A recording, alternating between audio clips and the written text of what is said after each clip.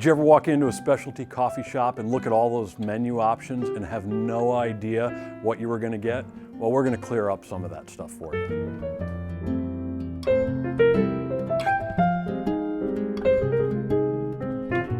A Cortado is not a real popular drink on most coffee shop menus, but let me tell you what, if you walk into a shop and see it on the menu, you know they know what they're talking about. It sits halfway between a macchiato and a cappuccino, so you're just adding a little bit more milk in there.